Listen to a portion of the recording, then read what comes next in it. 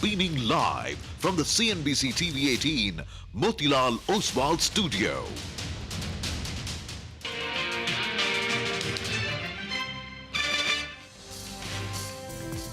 The Hang Seng still below the flat line, as is the Taiwanese index. The culprit, as you pointed out, is food CPI at minus 5.01. GIFT Nifty tells you that we start about 35 points lower. Most of the exit polls predict a huge margin or huge lead for NDA. Reports indicate it's estimated at around $4.5 billion. They have Nomura, which says that the second quarter was a beat across parameters. They maintain their non-consensus buy. 25,876. Nifty is flattish. You know, I've always maintained that it's easier to get a large IPO done than a small IPO done. We have really reduced our dependence on domestic truck market. In news just breaking in, the Nifty Bank has hit a record high. The Nifty crossing its previous high of 58,577. The Midcap index up another 200 today, so it's another record high for the Midcap index as well. We feel that today what we are endeavoring to go forward is to kind of really see that, irrespective of the demand conditions, we are able to make a mark in terms of going forward. We are seeing fourth consecutive day of gains for the Nifty, very close to that 26,000 mark. The mid-caps are doing well, hit that record high level today, and Bank Nifty gave it some company too.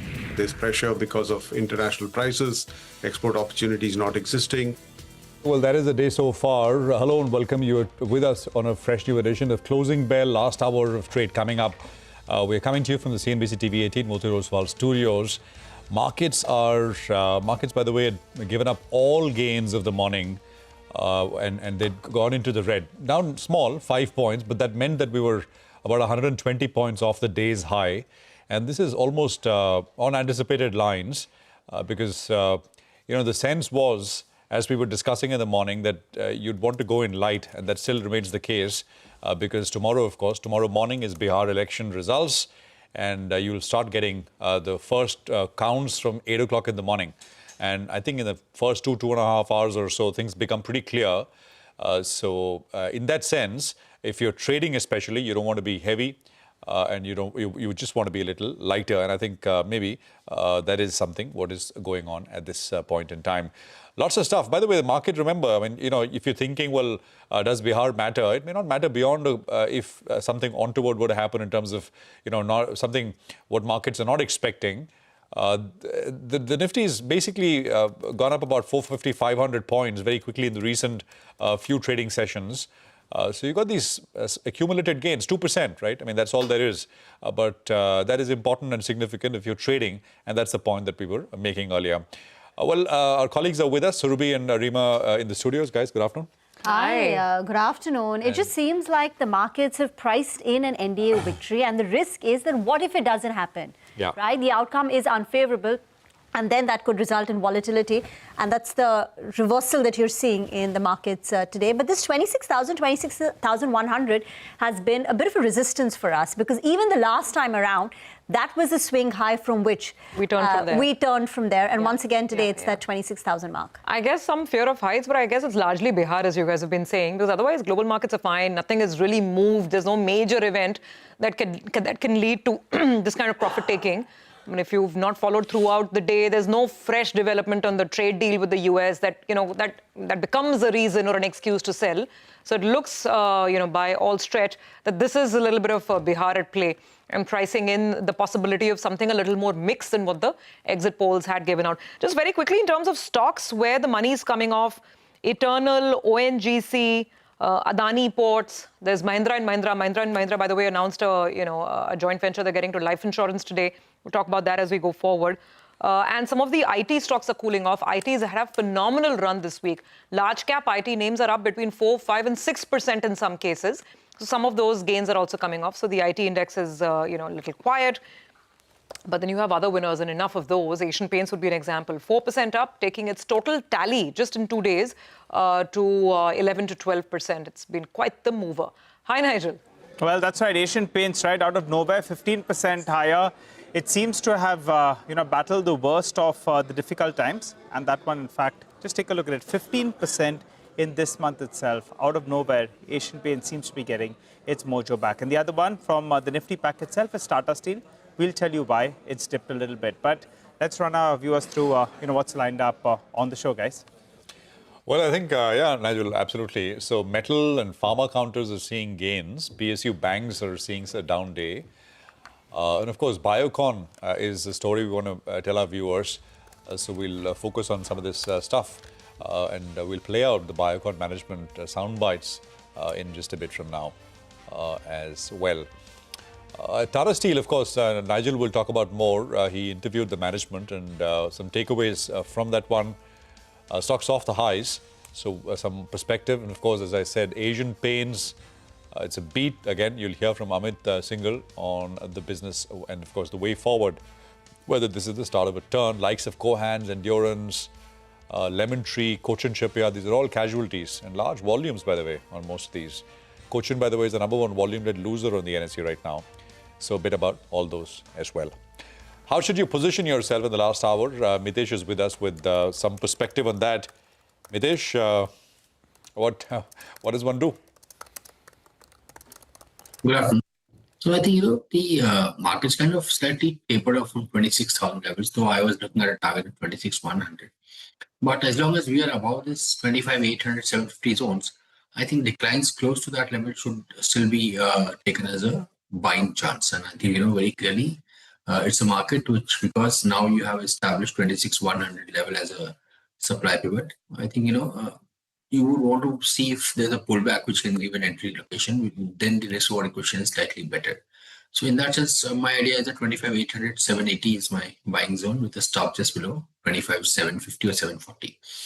Having said that, right now I have one buy and one sell call. On the buying side is HDFC Life. If it drops by about 4 or 5 points, so 777, 778 is an entry point with a stop below 765 for a target of 800. And NBCC is a sell. Keep a stop at 112, look for targets of 104. Okay. All right. Got that. Thanks very much, Mitesh, for the calls. We'll come back to you for some more ideas in a bit. But let's get you all the action from the political front, from the election arena in Bihar is, of course, the setting stage. Now, most of the exit polls have given an edge to the NDA. Access My India, that exit poll has predicted an NDA win with a narrower margin. Sud is here to explain to us, how some of the polls are stacking up and why perhaps Access My India stands out from the rest. Sudarshan? So since the time voting has concluded in Bihar on Tuesday, we have been seeing only one thing, several exit polls. Majority of the exit polls have given the direction with a lead to NDA or say ruling alliance, that is of BJP and Janata Dal United. Now, what the formula has worked? The formula worked is MY, not the MY normally we associate with. This time, MY means Mahila and Youth. So youth, as per exit polls, has voted for RJD or opposition alliance, and Mahila, that is ladies, women voters, have voted in a huge number this time. It's the highest voting percentage that we have seen ever. It's more than 70%, and they have gone for incumbents, that is Nitish Kumar. Now, majority of the exit polls have given NDA edge with a huge margin. Today, Chanakya has given NDA as much as 160, and lowest for NDA is around 132, 133. For RJD or say Mahagathbandhan, lowest is 77. Now, in contrary, Access My India, which is one of the closest tracked agency as far as exit polls are concerned, it has given an edge to NDA, but margin is very narrow. Now, for NDA, the range is 121 to 141, so midpoint comes around 130. For Mahagathbandhan, it has given 98 to 118, so there midpoint comes around 110. Now, tomorrow is the real picture. In less than 24 hours, we'll get to know for sure if 20-year Banwas for RJD gets over or Nitish Kumar gets another term. Okay, all right. Sudarshan, thank you very much for that. Indeed, I think that's the top factor on the market's mind and will probably be the case till we finally get the ultimate results tomorrow. Devin Choksi of DR Choksi FinServ is with us. Devin, thanks for joining in. So elections, of course, we'll just have to wait it out and see if it goes along expected lines or not. But let's start with earnings. And here, want to get your summary because the season is fairly mixed. Even today, you have the likes of Honasa. We're seeing what's happening on Asian Paints. I mean, these are some of the top winners And then, of course, you have a couple of, casualties. Lemon Tree would be an example. I'm just looking at where the rates are stacking up. Cohance, Cochin Shipyard. But when you look at, let's say, the consumer space, because that is where the highest expectation was, right? GST cuts will start showing up festive season. Within the consumer space, which are the one or two stocks where you think earnings are giving enough a reason to make a fresh buy? Yeah, Survi, good afternoon. Well, since you mentioned Asian Paint, and I think it belongs to, the spending power in the hands of consumer, certainly I think I would like to look at this company from two aspects. On one side, I think this particular quarter, I think they've had a good amount of volume growth as well, which was up till now missing in the company. Second aspect, of course, I think the benefit of lower crude oil prices and lower derivative prices of the crude oil, that is the input cost, which has also helped the company in producing better performance on the margin front. Now, given the kind of benign environment for the crude that we are expecting, I would like to think that the raw material cost pressure, which haunted this company in previous quarters, I would like to think that I think this particular situation is out of the way and could possibly be seen as a better performance or better performing company than what it was 4 to 6 quarters back from that perspective. Also, the surge of the competition, which actually I think created the panic in the market for the stock, I believe that the reality check is already in, and that's where probably I think they are seeing the higher amount of volume growth also getting reflected. So I feel that I think the higher amount of spending power in the hand of consumer certainly is a good omen, and I guess I think that's where probably we are likely to see many of the consumer companies continue to produce better performance going forward as well. Okay, Asian Paints, that's the stock that Devin has gone with. Actually, we did catch up with the management today after what has been such a solid quarter that it's making the street sit up and take notice. And a lot of people are asking the question, is this, a bit of a re-rating moment of sorts?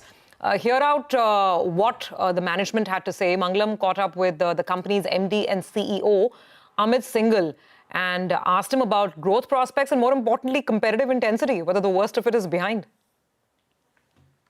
So overall, the endeavor and the focus is very clear that we would like to be in the zone closer to the double digit from a point of view of volume in terms of going forward. As we look at going in the further quarters, our endeavor is from a point of view of looking at fine-tuning our strategies, looking at working in the markets, driving the ROI of the retailers, looking at differential measures with respect to new products, newer strategies which we can bring in so that we can get the share of the business far more strongly. We are also targeting in terms of a huge slew of marketing efforts which kind of go in, and this marketing efforts are focusing with respect to regionalization a lot in terms of going forward. So we feel that today what we are endeavoring to go forward is to kind of really see that, irrespective of the demand conditions, we are able to make a mark in terms of going forward.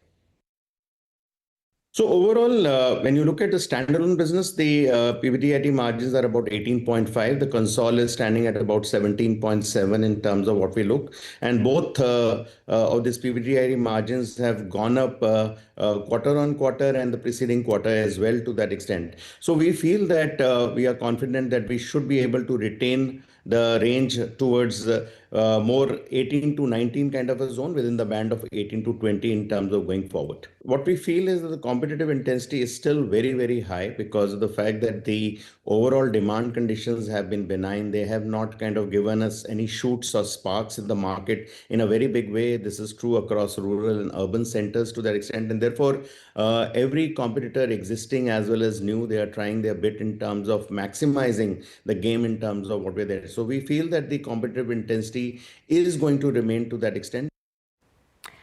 Asian Paints, the standout performer over the last 2 days, and the other one has been Grow. Yesterday was day one, 31% up move. It's followed it up with another bout of momentum. At the day's high, Grow was up 17%. It's seen some profit booking, but it's still up close to about 7%. And right now, as we speak, its market capitalization is close to about 87,000 crore rupees. So at the session highs, when it was at a price of 153, it got pretty close to that 1 lakh crore mark. Absolutely fantastic. Devin, come in and Grow. We believe in the capital market story in India, the long-term prospects. But at this price, 140, how does Grow look? Yeah, so I think to me it appears expensive for sure. And I think for justifying the kind of market value that the company has registered, even post listing, I believe that I think minimum 30 to 40% rate of growth will have to be continued for on a CAGR basis for next 5 years to justify the price that one is paying for this company at current market price. Right now the surge in the activity and the counter is also attributed largely to the adding of the stock into the portfolio by some of the funds. Because as we see, I think many of the tech companies, consumer tech companies, including within that fintech space as well, or investech space in this case, I think there is a rush for most of the funds to add the weight into their portfolio. And that's where I think you are seeing some unrealistic price. But maybe the market over a period of time, I think, operates with the rational. And that's where some of the earlier consumer tech companies are now giving up. The investors are taking out money from those companies and putting into the newer ones to create the weight balancing into the portfolio.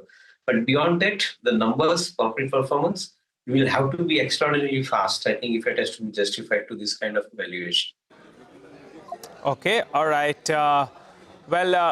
Coming back to you, Devin, I wanted your view on Biocon because, the stock is surging actually after its management told CNBC-TV18 that the Biocon Biologics business will merge with Biocon. That could potentially unlock some value. First, let's listen out what the management had to say. Then we'll get Devin's view on the stock. The board has constituted a special committee to look at various options. And one of the options which we had mentioned is a merger between Biocon and Biocon Biologics. And I think we've right now focuses, of course, on strengthening the balance sheet by giving exit to all the structured equity or structured debt players. So we have already given an exit to Goldman Sachs and Kotak, and we announced that we have also entered into an agreement with Edelweiss to buy over the CCD and give an exit to Edelweiss very soon. So I think that portion of structured debt has been addressed. And I think as far as the bank debt and the bond is concerned, I think we still are very well placed. We have the debt repayment starting next year in a bullet form, and the bond, which is the large part of 1.2 billion, comes up for repayment in 2029. So I think as of now, the focus, of course, was on cleanup of the balance sheet, to look at corporate options, and then focus on generating cash flows to take care of the bank debt. We are hoping by end of this calendar year or before the calendar year.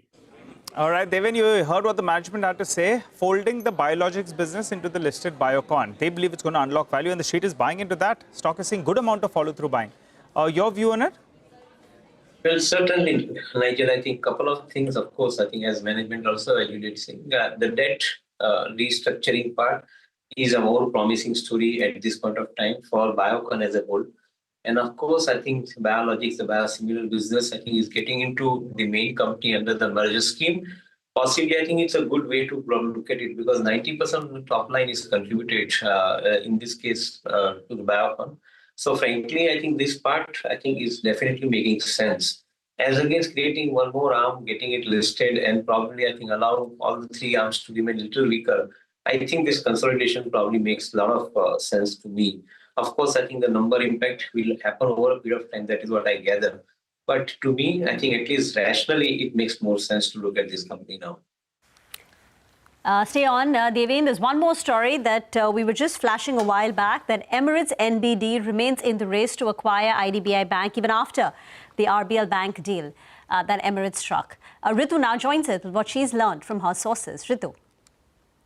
Thanks, Reema. Contrary to some of the reports recently, Emirates NBD, we've been given to understand, is not backing out of the IDBI Bank raise. In fact, sources have told us that the Dubai-based lender remains very much in the running, even after announcing that mega $3 billion deal to buy 60% stake in RBL Bank. We've been given to understand that Emirates NBD, continues to see IDBI Bank as a strong opportunity, especially given their scale, the government-linked businesses, and the LIC franchise, which it hopes to scale if and when it does, participate in that, process. So for now, remember, The government holds about 45.5% stake in IDBI Bank and LIC another 49%. Together, they're looking to sell a combined 60.7% stake in IDBI Bank. So now what all this means for foreign ownership in a bank, especially given, you already have Emirates NBD with a 60% stake in RBL in the works. Whether, how that pans out, how the government looks at the divestment process. The process itself, is still underway. Bids have not been invited. So it is still at a preliminary stage. But as we have reported earlier, there are some serious contenders that remain, in the fray. Those include, apart from Emirates NBD, Fairfax, Kotak Mahindra Bank, Oaktree. So we'll have to see how this progresses. For now, for Emirates NBD, which is looking to expand its footprint into India, this is very much on the table. And as and when the process gets finalized, we'll see what kind of offers come on the table. Ritu, from the regulatory perspective, I mean, is there clarity on this? What do we know as of now? I mean, can a foreign entity own majority stakes or controlling stakes in more than one bank? I mean, is it allowed? I'm not sure if top of head, you'd have a view on that. Well, as per current regulations, no, there cannot be two parallel businesses with conflicting interests that the same owner could have. So if at all, and this is hypothetical, if Emirates does win the race, it would have to look at merging the two businesses, so to speak, that is RBL Bank and IDBI Bank. But, that is very hypothetical. It's far out in the future. The process itself is not really kicked off with the bids not yet invited. These players have done the due diligence, and that we've been given to understand Emirates is looking to expand its footprint here. So it is very much still in the race. Yeah, absolutely. No, absolutely. And that's a really important caveat. That's a big hypothetical question. But I guess it's also maybe they really want to be in the Indian banking landscape. So maybe it's a either or. For whatever reason, if one doesn't work out, then maybe they can mark their presence via the other. Nigel, you have a point? Just one point I wanted to make, Surbhi. With regard to Kotak Mahindra Bank, I recall seeing a Macquarie note that they said that if this happens, Kotak goes after IDBI Bank, then it won't be very, very good for them. So, as Ritu has broken this story, we're seeing a reaction on the stocks in focus. But also, Kotak Mahindra Bank actually has recovered from the low point of the day. As per analysts' estimates, they didn't want Kotak Mahindra Bank to go ahead with this. So, I think a bit of a spike up is what you're saying. Just want to make that limited point, Surbhi. Okay, all right. Thanks. That's an important point to remember. Thanks, Nigel, for that. And thank you, Ritu, for getting us the story. We'll, of course, keep an eye out on developments. Devin, before we let you go, Indian banking is a red-hot space, right? So many deals, whether it's the Japanese giants coming in, like the likes of Yes Bank, and then there is obviously Emirates NBD. So many deals, right? What is your sense on some of these tier 2 banks? And would you be buying in any of them? The ones that have managed to raise a lot of foreign capital, including, let's not forget, Mr. Vaidyanathan, IDFC First with Warburg Pincus. Yeah, Survi, I think it's all about balance sheet game now, because as the country is growing with size, probably I think you require the large size banks to support this entire growth engine called mechanisms, under which I think whatever the transactions are required to be carried out. More than commercial banking, I would think that the lending books to the SME, I think, or MSME, I think is going to be probably requirement, I think, of the country. And that's where I think many of the stronger hands are getting into, like a Japanese bank coming into India, largely to facilitate more amount of Japanese investment also into the country. And similarly, some other banks coming from other parts of the world, including in Asia. I believe that I think this is going to be a natural thing. Maybe the size of these banks will have to grow. I really do not know at this point of time, I think, how much IDBI Bank would make a sense to somebody, unless I think a large part of the capital infusion takes place, along with, I think, the technology and infrastructure development taking place. Probably that could be the real game changer. But it's a long haul, as I see it, at least at this point of time. Whoever will be the parent eventually for this kind of thing. Government certainly trying to tweak the ownership policy for public sector banks. And I think that is where probably I think this move is expected, where I think some large size players getting into some of these banks who can possibly give the entry to some of the foreign players into the country. Interesting points there, Devin. We'll leave it there. Appreciate you joining us for now. Just want to make a quick mention of Lemon Tree. Lemon Tree has had a, pretty poor last, I think almost 2 months now, right? So high in September was 180. Stocks at about 155. So I'm not sure what's going on here. And it's, by the way, the same levels where it was middle of 2024.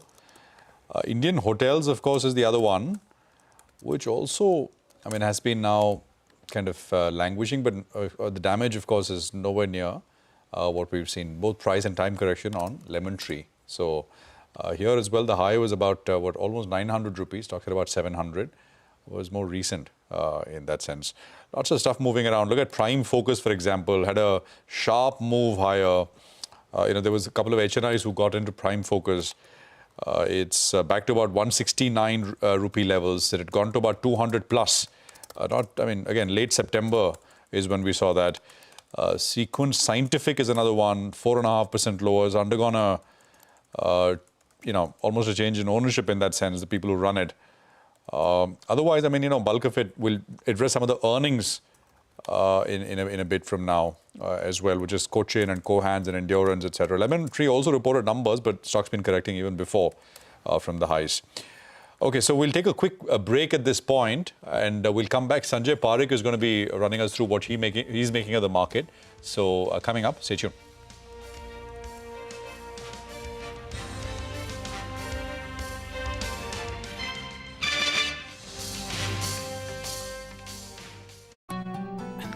Yeah, Ajay, look at your dad.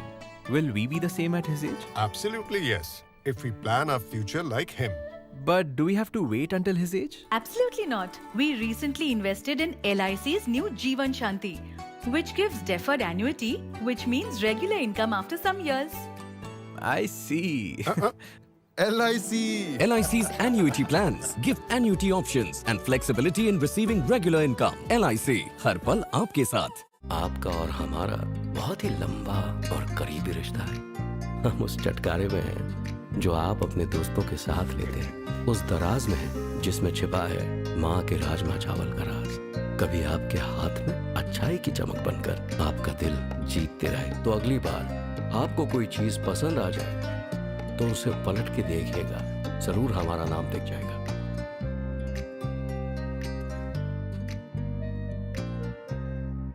Hi, I'm Gaurav Mehta and I'm the CEO. No, you're a founder. No. Yep. I'm not a founder. Yes, you are. What's going on here? I'm Aarti Nanji and I play tennis for a But you're living. also a founder. Founder? Yes. Who's my co-founder, by the way? You don't have one yet. Your wealth is your first startup. Don't just manage it, scale it with the right co-founder. We see your vision and unlock the true potential of your wealth. Ionic Wealth, co-founder in your journey of wealth creation. Fujiyama Power Systems Limited, which also owns the brand UTL Solar, now launches an initial public offer of equity shares of face value of 1 rupee each, with a price band of 216 rupees to 228 rupees per equity share. Bid offer opens on Thursday, November 13, 2025, closes on Monday, November 17, 2025. For risk factors and other details, please refer to the red herring prospectus available on the websites of the SEBI, the stock exchanges, the book running lead managers, and the company. For takeoff, mere force isn't enough. The power of momentum is equally necessary. Just like a rocket needs momentum, your investments too need momentum. Introducing Samco Small Cap Fund, India's first momentum-based small cap fund. Invest today! Mutual fund investments are subject to market risks. Read all scheme-related documents carefully. Well, the best holiday ever's finally over.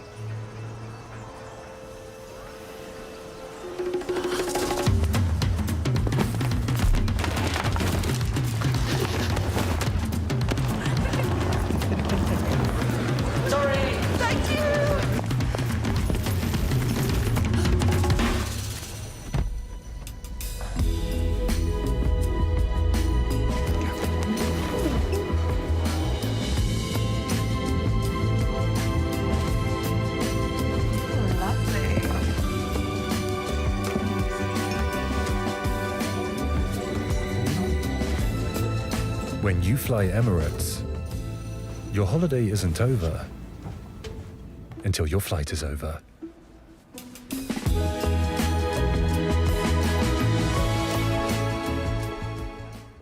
पैसा लगाना है तो century club prime पे लगाओ. डूबेगा नहीं, जलेगा भी नहीं, कोई खा नहीं जाएगा, धोखा नहीं देगा, ऊपर नीचे भी नहीं होगा, सेफ रहेगा. सिक्योर्ड में मिनिमम 30 साल का रिटर्न देगा। अब इससे बेटर इन्वेस्टमेंट है तो बताओ। सेंचुरी प्लाई क्लब प्राइम, रहो बेफिक्र। राइट हियर राइट नाउ कितना कुछ नया स्टार्ट हो रहा है। जनराली और सेंट्रल बैंक ऑफ इंडिया साथ मिलकर बने हैं जनराली सेंट्रल लाइफ इंश्योरेंस, और हम आपकी हर नई शुरुआत के साथ हैं। जनराली सेंट्रल लाइफ इंश्योरेंस, आपका life time partner.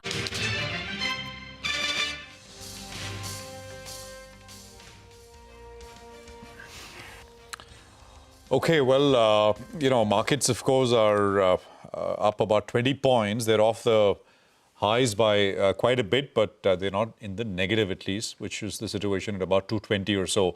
Sanjay Parekh is founder and CIO at Soham Asset Managers. Sanjay, great to have you with us here on the program as always. Thanks very much for joining us. Sanjay, so we'll talk what you're doing, etc. But I just want to start by asking you whether in the near term this Bihar election result tomorrow will make any difference. If it goes against expectations, if it goes as per expectation, then I guess we just move on. But what about the other side? And second, if you will, I was looking at your portfolio compared to last time. You seem to have reduced your financials exposure a little bit. Canara Bank used to be part of the portfolio. Sanjay, I don't see it anymore. Yeah. No, actually, so the first thing, Prashant, I think the election, there is a very strong possibility of NDA coming back to power. That will be a continuity. But even if, just in case there's some disappointment, I think market will not give too much weight to that because ultimately, people do look. I mean, it is important, but not so relevant for markets, is what I think. So that's the first thing. The second is, of course, we own Canara Bank. I think we would have bought post the last month that you would have. So we do own Canara Bank. And we have, in fact, marginally increased our way to private banks. Yeah. But Canara Bank has been a recent entry. We recently entered because they've delivered quite well. And, in terms of growth, in terms of asset quality, in terms of ROA, it's around 1%. And overall, they manage cost well. So, and it's reasonable. These banks still are at one time, even if they move up a little bit to 1.1, which is possible. The SBI further re-rates from 1.25 to 1.35, 1.4, which is a possibility because they've also done well.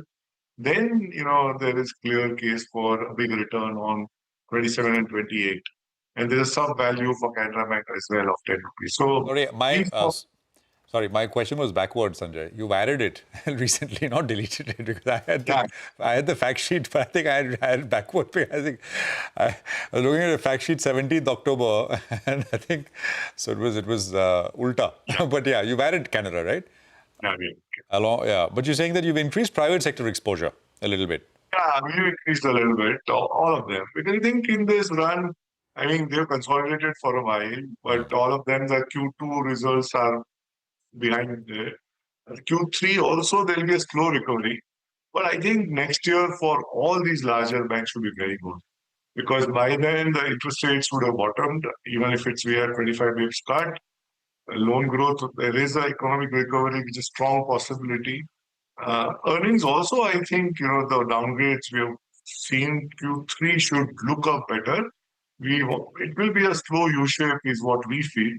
But economy overall should slowly recover, given all the central government measures and RBI support.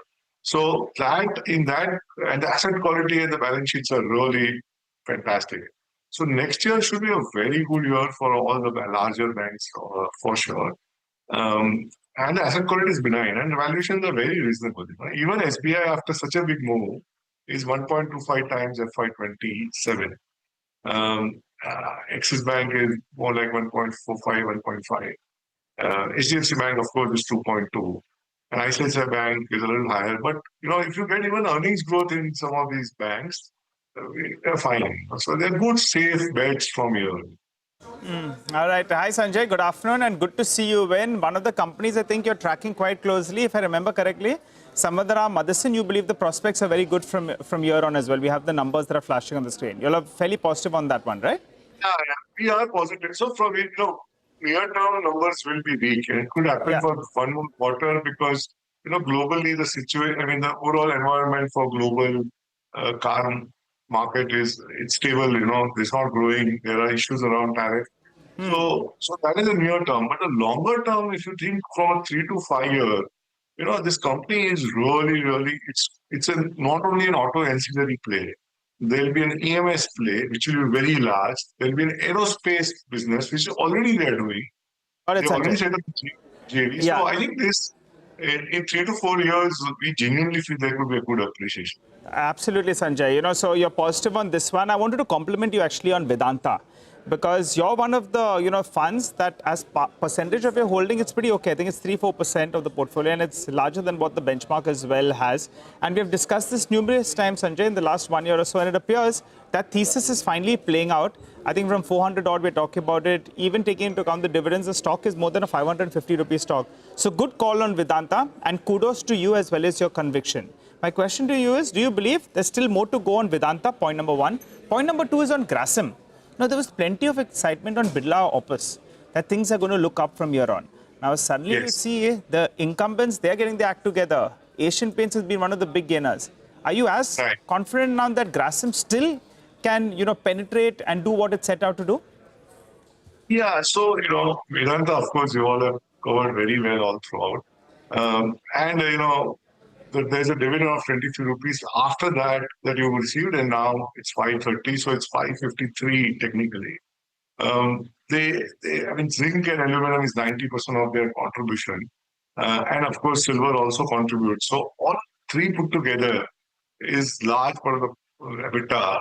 They've said they've done 20,000 crore in the first half. They said in the call they said we stick to the $6 billion. That means another 30,000 crore in the next half. That's very, very impressive, right? That's a 15,000 crore EBITDA per quarter.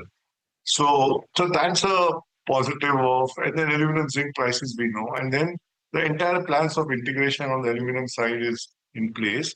Slowly and steadily, zinc also will expand, and even silver will in sync with that slowly expand.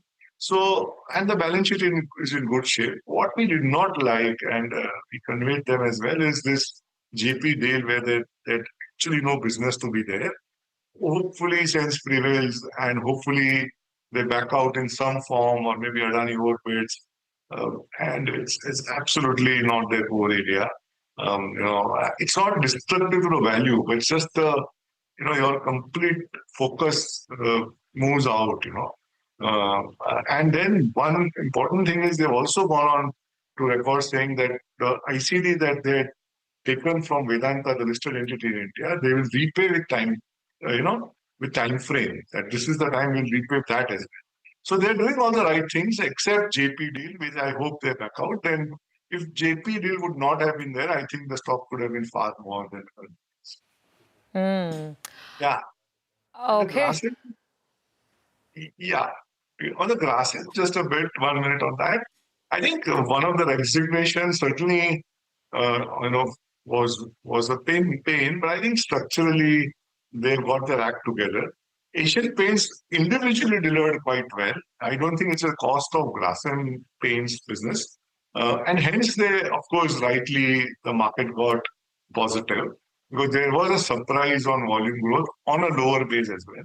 And crude also helped them. But we really believe that Grasim is significantly undervalued. The listed company's value is 2.5 lakh crore. Even if you take a holding company discount, the paint value, the SOTP that we do, on 28, will not be surprised that there is a 25% upside from here on 28, maybe more. Okay.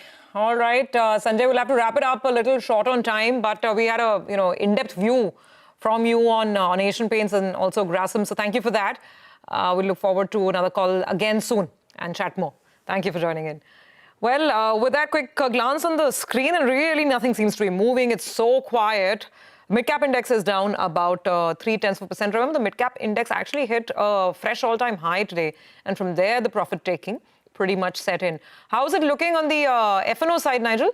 Well, there are some lightening of positions and there are some shorts actually that are coming into the system as well. If you look at the Nifty itself, the Nifty has now moved into the red.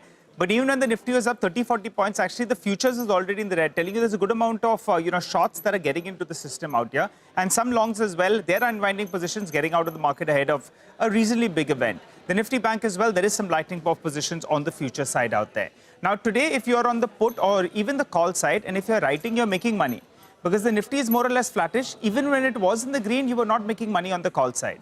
The 26,000 call, the premium out there was relatively low, even when the Nifty was up close to around 50 rupees. Now, in fact, it's dipped further into the red. And the 25,900 put as well, good amount of open interest built up out there. And the premium is more or less flattish, or actually is in the red. So it's a day for writers getting into a big event. The markets are working with a bit of a range, 450 point range just in the near term, going by the kind of writing that we have seen. Individual stocks that are in focus, Ashok Leyland, that's bounced up very, very well. It's still holding towards the high point of the day and the open interest is lower. Stock up, open interest down, telling you there's a short covering bounce playing out there. Page Industries came out with its set of numbers, but from the word go itself, we had a good amount of open interest built up. And now the stock has taken a bit of a leg down and open interest has spiked up. There are some shorts in the system. Normally, not a very, very active counter, but that one is seeing some kind of shorting. PG Electroplast, good amount of bounce is what we're seeing out here. Ahead of its numbers, there's fresh buying being seen on that counter. And finally, Vedanta, the stock that we're just discussing, well, that is seeing a good amount of open interest build up. In fact, it's one of the relative outperformers from the metal basket itself. It seems the street now is coming to terms that the demerger actually will get a go-ahead, and that's why the stock is up. Some delivery-based buying is what you're seeing, and also some fresh open interest built up. Back to you. Okay, all right. So that's the F&O picture for the time being. Let's take a very quick break. We'll come back on the other side. We'll have Nimesh joining in with all the D Street chatter. He's been at the UBS conference. We'll find out what he's picked up. And then, of course, some final trading ideas coming up with Mitesh as well.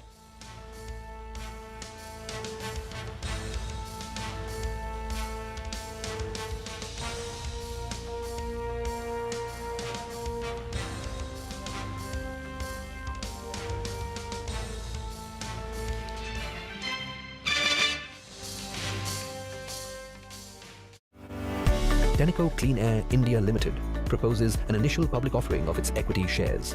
The 100% book-built offer is being offered at a price band of rupees 378 to rupees 397 per equity share, a face value of rupees 10 each. Offer opens on Wednesday, November 12, 2025. Offer closes on Friday, November 14, 2025. For risk involved and other details, please refer to the red herring prospectus, which is available on the website of the company, the SEBI, the BRLMs, and the stock exchanges.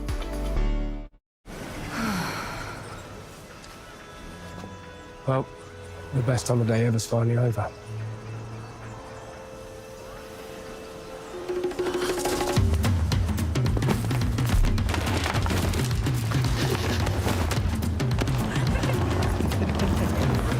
Sorry! Thank you!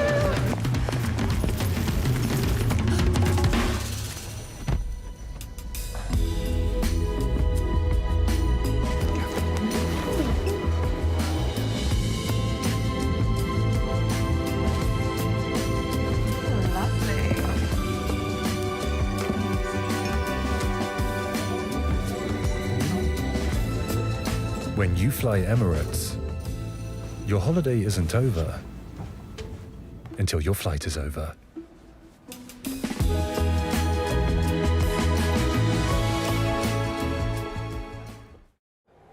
पता है term life insurance आपकी family के लिए कितना जरूरी है? इतना जरूरी है कि भारत सरकार ने इस पे जीएसटी पूरी तरह से हटाकर जीरो कर दिया है। पॉलिसी बाजार पर अब 1 करोड़ का टर्म लाइफ इंश्योरेंस सिर्फ 400 रुपए महीने से शुरू। कौन है जो जोड़े देश को? विकसित भारत का विकसित wire.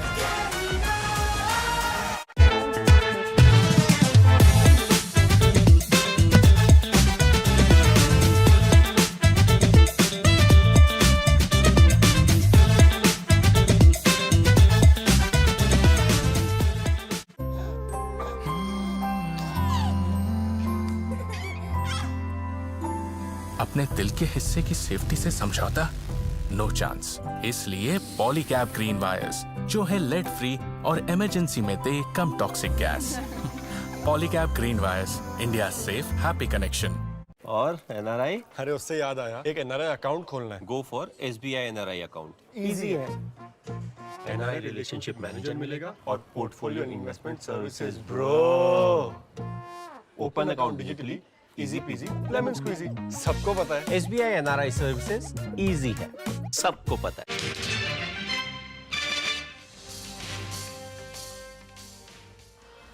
Welcome back. It's time for D Street Chatter, and as promised, today Nimesh is joining us from the sidelines of the UBS conference, which is underway. It's day 2. How's the mood like, Nimesh? Hi, Sarveena. Mood-wise, I'll tell you, I met a lot of investors at the conference as well. I guess, the single soaring point has been that India has been underperforming for the last many months, and I guess that's largely because of the Indo-US deal. Now, if that gets taken out, maybe you'll see a big short covering rally and a rally as well. So that's a hope, I guess, which is building around the entire Indo-US deal. So that's something to watch out for. But I guess today, if you look at the markets, sharply off the day's high, Nifty has almost given up 100 points from the day's high. So looks like there is a bit of nervousness before the big event tomorrow. That is the Bihar election outcome. I guess once that is out of the way, you might see a bit of a pullback as well. From a flow perspective, again, it's a mixed job of trade. I've been saying for the last few days that while the day has been buying, the FI selling is not yet tapered off, so to speak. That's the case today as well. Within sectors, the private banks is where there is a lot of interest, which is still on. Classic example is IndusInd Bank, that's up 10% in last 3 days. We're seeing buy flows into Bandhan Bank as well, in today's trade, especially in ICICI Bank as well. So private bank is where I guess there is buying interest still from large institutions from a flow perspective. As I said, the big trigger to watch would be as and when the Indo-US deal happens. That will be a big trigger to watch out for in the very near term. But from a today's point of view, I guess there's a bit of nervousness before the big election outcome tomorrow. Okay, absolutely. Let's see. That's the one hurdle that the market needs to kind of get over. What about all the other chatter, individual stocks? Any other buzz that you picked up today? Well, so the first stock on my list is Nippon India. We normally don't talk about this stock, but it's been buzzing in trade today up as well, the decent volumes as well. And I believe the street is anticipating some corporate development in Nippon India very soon. So that's the first stock in my list. The second stock is Indraprastha Medical. Again, well, the stock has been consolidating in a narrow range of late. Even for Indraprastha Medical, there is a strong buzz of a corporate development happening there as well. A potential open offer is what the indication is as far as Indraprastha Medical is concerned. So that's the second name. The third stock is Delivery. We've seen a bit of a sharp reaction on the downside post the earnings, largely on back of selling pressure as well. It looks like the selling seems to be largely over, is what I understand from a leading FI. So that's something to watch. Maybe you'll see a big delivery volumes in today's market. And the last one, there is Delivery is one stock which I spoke about. So these are the few names one should watch out for. I guess Indraprastha Medical could be quite interesting in the next few weeks to watch out for. Okay, all right, got that. Thanks for all the chatter and the buzz, Nimesh. Let's quickly move on now. We've actually got Nigel now to take us through all that has worked for Tata Steel. He also had a conversation with the management today. Yeah. And the numbers and the overall performance is good. Nigel, what else did you pick up? Well, that's it. So we made it back from the F&O desk back for the Tata Steel, update. So Tata Steel, actually, the numbers were good. The consolidated EBITDA number was good. The margins more or less in line. The India business did quite well. The EBITDA per ton was better than what the street was working with. And in terms of the European business, it was more or less in line. The debt as well went up marginally, but net, those numbers look good. But your question will be, but then why is the stock not running away? Let me highlight a few points post my interaction with Mr. Narendra here on CNBC-TV18. First, on steel prices. He said that they're not moving up because of lower avenues to export, because the export markets are flooded, and also the domestic production for all companies is ramping up. So that's why, in fact, steel prices are not moving up. Next, he said, in Q3, coking coal costs actually will dip by close to around $5 to $7 per ton for Netherlands. So good for them. But for the India operations, actually the coking coal cost will go up by around $5 to around $7 per ton or thereabouts. So that's why, in fact, the cost will go higher for Indian operations. Then he said on steel prices, actually they'll dip by close to around 30 euros per ton in Netherlands. And in India, it will be down by close to around 1,500 rupees per ton in Q3. So for India, actually, the margins will see some kind of compression because of the lower steel prices and the higher coking coal cost. Even in Netherlands, we'll see some kind of a pullback. In UK, though, the margins will be more or less stable out there. With regard to, when I asked him about UK moving into the green, he said, it'll continue to remove losses, even for the next couple of quarters, because things are still under pressure out there. He says that maybe in the first half of next fiscal, probably it could move into the black, but it will require some government support, like what we have seen in other parts of Europe. They're hoping that in UK as well, there's some support that comes in there. Cut down of the quotas and put in some import duty. That's what could help to turn around the UK business. But let's focus on Q2 earnings then. They have been impacted by several stocks. Vinny is here to run us through some of those details. Vinny? Hi, yes, so a lot of these companies that are impacted on the negative side today. Firstly, is Cochin Shipyard, weak set of numbers, miss on all counts for the company. Profitability also seeing a sharp decline of around 48%. Mainly this impact was due to subcontracting charges, which have seen a very sharp increase coming in. So 49% increase in subcontracting charges as well as provisions. So overall, a weak set of numbers because of all these factors. Cohance Life Science, that's another one that's seen an impact coming in today. Revenues down 8% today. I mean, in Q2 FY26, margins of the company at 21.8% versus 34%. And obviously, the revenue decline mainly was deferred shipments of the CDMO and FDF sites. Some of the key molecules, there was destocking on that front. So those were some of the impact that came in for the revenue front as well. And overall, a weak performance there. Endurance Tech's another company that reported a weak set of numbers this time. Mainly the reason why revenue was seeing a growth, is seeing a growth in terms of EBITDA. Margins have seen a contraction and there's pressure coming in on the margins, which is leading to a decline in today's trading session for the stock as well. Overall, for Indian OEMs, two-wheeler sales volume were up by 10.3%.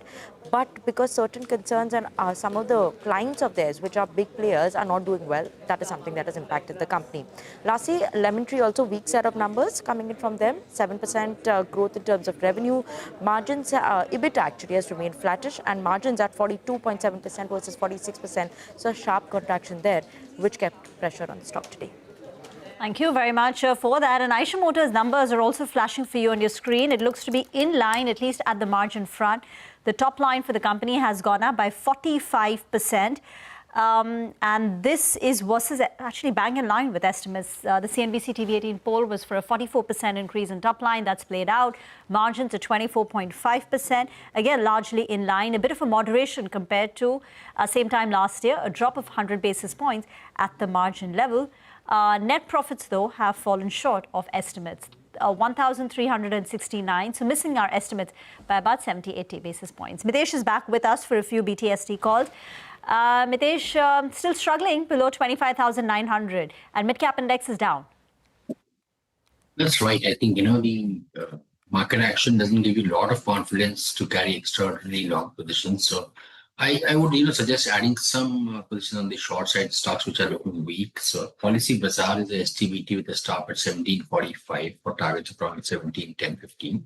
Similarly, REC also, some STBT positions can be taken with a stop at about 362 for a target of 353, 354. At the index level, will you go short or you don't have the conviction? No, I don't think there's any kind of breakdown happening on the index side. But broadly, a repeated failure to sustain about 26,000 and 26,000 alternate pivots means that we might just chop around unless there's something very, very positive which has not been discounted in the numbers tomorrow. Got that. So after 3 days of gains, today is a bit of a session of pause. Markets have come off about 120, 130 points from the day's high. Moving on now to an exclusive. We understand from sources that a second round of talks is all set to take place between hospitals and insurers, and they're likely to put forth their demand of capping treatment rates next year. Yash joins in with the details.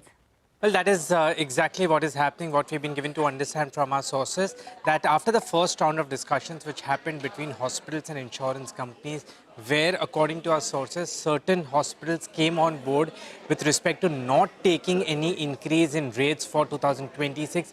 A second round of that discussion with certain hospitals is expected to happen today. Now, of course, insurers are expected to put the demand of these hospitals not taking any treatment rate increase for the year 2026. And as I said, certain hospitals, large hospitals, had already come on board with that particular decision of not taking rate increase for 2026. But For the balance hospitals, the discussions are likely to happen between insurance companies and the representatives from the hospital today. Apart from rates, of course, what are the other demands which insurers are likely to put? The first one is common empanelment when it comes to all the hospitals and standardization of treatment rates amongst these large hospitals. These are the two other demands which insurers will put forth in front of hospital in today's meeting. Thank you very much for that. Ambrish Balika is also joining in for the last leg on the show. Ambrish, before we get to the earnings reaction, let's talk about Atul Limited. Came out with the numbers about a month back. It's a story that you like. Tell us why. Atul is an integrated and diversified chemical company. I mean, they have about 900 products across chemistries. Customer segments is across crop protection, pharma, polymers, aromatics, dyes and textile chemicals. And competition also is reducing since no new major player is getting into these segments. Strong growth in the last 15 years. I mean, we have seen a revenue CAGR of about 10%. EBITDA and PAT have multiplied 10 times. Margins have doubled to about 17%. Last 3 to 4 years, there's been a huge capex spend and benefits should start coming now. Management also expects about an 8,000 crore top line in FY28 against about 5,600 crores in FY25. And Q2 earnings were also more or less in line. The stock has consolidated. So I'm expecting an EPS of about 260 in FY27. And with that, my target price is about 7,800. Thank you. Samvardhan Motherson has been the big mover in the last 10 minutes. Stock has surged close to about 4% after numbers came in ahead of street expectations. Company's top line beats expectations by close to about 200-300 crore at 30,200.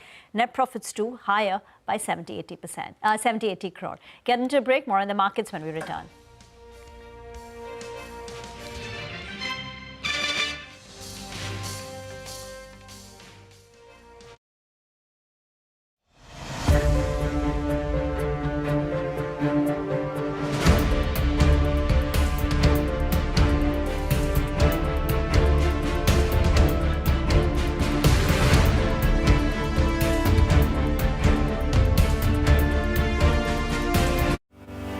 Tenneco Clean Air India Limited proposes an initial public offering of its equity shares. The 100% book-built offer is being offered at a price band of rupees 378 to rupees 397 per equity share, a face value of rupees 10 each. Offer opens on Wednesday, November 12, 2025. Offer closes on Friday, November 14, 2025. For risk involved and other details, please refer to the Red Herring Prospectus, which is available on the website of the company, the SEBI, the BRLMs and the stock exchanges. पैसा लगाना है तो century club prime पे लगाओ. डूबेगा नहीं, जलेगा भी नहीं, कोई खा नहीं जाएगा, धोखा नहीं देगा, ऊपर नीचे भी नहीं होगा, सेफ रहेगा, सिक्योर्ड में मिनिमम 30 साल का रिटर्न देगा. अब इससे बेटर इन्वेस्टमेंट है तो बताओ. सेंचुरी क्लब प्राइम, रहो बेफिक्र. Wow, so you use this trading app too? Yes, because it promises guaranteed returns. Guaranteed returns. Your trading app is authentic, right? Here's the catch. First, they promise guaranteed high returns with a grin. Then trick you to download a fake app and pull you in. Well said, well said. SEBI and NSE advice. Download apps only from the verified apps list on SEBI's investor site. An investor awareness initiative by SEBI and NSE. Good girl.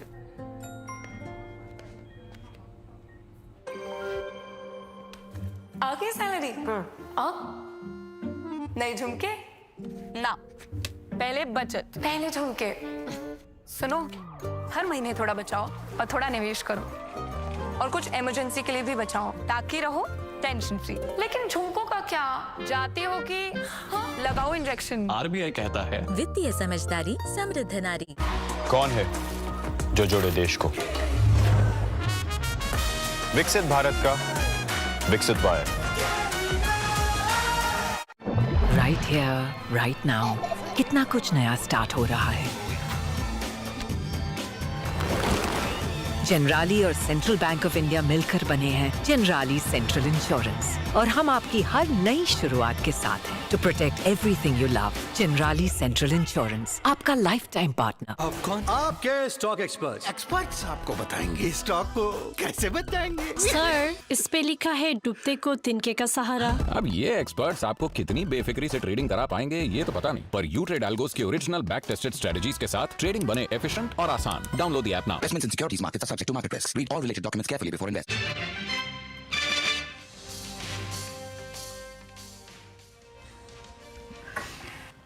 Welcome back. We're in the last leg, just a couple of minutes to go before the day winds up. Ambarish, I just wanted to get your thoughts on the CV players. Ashok Leyland, of course, the stock's done well today after numbers up 5%. The management commentary was also fairly promising. We spoke with them in the morning. And now Tata Motors, it's offering you a pure play CV entity. I mean, you don't have to play a jumbled auto stock anymore, right? Absolutely. So give us your thoughts on both. In fact, I mean, we have seen extremely good performance from the passenger vehicle, companies. But I mean, from here on going ahead, at least the next 3 to 4 quarters, I see the CV companies playing out decently well. And from there, I mean, earlier, like you rightly said, one had to buy Tata Motors, then you get both PV and CV. But now with both of them listed separately, I think it's clearly a time to look at the Tata Motors CV segment and buy that at the current levels.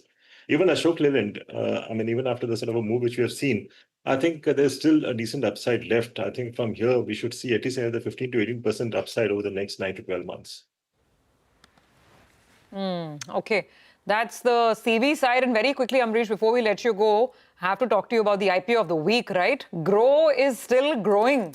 Right. And what a warm reception the market has given, just because the valuations were, they left something on the table. But now at current prices, what would your advice be? See, I mean, I believe that the IPO wasn't that cheap. I mean, IPO was expensive, but and again, the expected, the listing also wasn't expected to be too great. So it was a major surprise, and I think it was a very positive surprise the way it has listed. Because if Grow also had listed like Lenskart and possibly had gone down, then I think the IPO market, at least for the time being, would have been off for a while, and we wouldn't have seen any sort of subscriptions. For the IPOs going ahead, at least for a while. But I think IPO, at least Grow has at least again reignited that interest in IPOs, possibly. The way it has given returns of nearly 40% in such a short time. But at these levels, I surely will not, suggest buying. I mean, those who are lucky to get allotment, I think it's time to book at least some profits at these levels. Because if you compare with the other listed players, it is quite expensive. Today, PhysicsWallah closes for subscription, and tomorrow is Pine Labs 2080 crore listing. They raised about 2080 crore. Overall subscription was about 2.5 times, and listing is tomorrow. Well, it's an absolutely flat close on the Nifty and the Sensex. The Nifty ending below 25,900. So taking a break after 3 days of gains. The Nifty high today was about 26,010. So from the day's high, we've lost about 120, 130 points. Midcap index ends with a cut of about 0.3%. The mid-cap index, lower. The advanced decline ratio also slightly under pressure. Sectorally, I think it's IT which took a bit of a backseat today. So IT seeing profit booking, PSU Banks, defense too. The Nifty Defense Index down nearly about 1%. CPSC, FMCG were a couple of the other drags today. And the auto index also ending mildly lower. Yeah, absolutely. So it's been a very, very stock-specific sort of a day. If you talk about the mid-caps, then let's first look at the losers, because mid-cap index is ending with a cut of about 0.4%. Lenskart, 5% lower. Cochin Shipyard, earnings that haven't gone down to